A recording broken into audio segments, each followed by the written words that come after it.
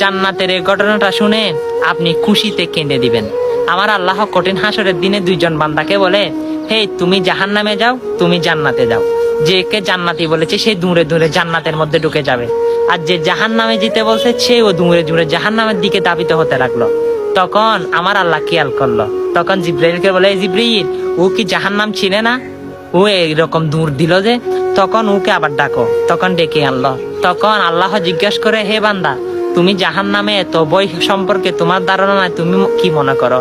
তখন সে বান্দা বলে, আল্লাহ দুনিয়া থাকাকালীন আপনার কথা শুনি নাই, হাসরের ময়দানে কোটি কোটি নবী রাসূল এবং মাকলুকার সহ তাদের সামনে যদি আমি আপনার কথা শুনে যদি দৌড়িয়ে জাহান্নামে না যাই, কেমন দেখা যায়?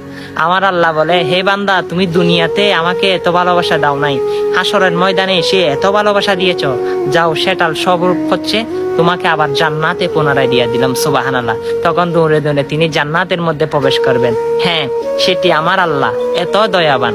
অবশ্যই সেই আল্লাহর প্রেম ভক্তি নিয়ে তার ভিডিওগুলো সকল মুসলমানের কাছে পৌঁছে দেন। আমরা তো দুনিয়া এসেছি আল্লাহর গোলামি করতে, আল্লাহর গোলাম হিসাবে পরিচয় দিন। ভিডিওটা শেয়ার করে দিন। আমিন।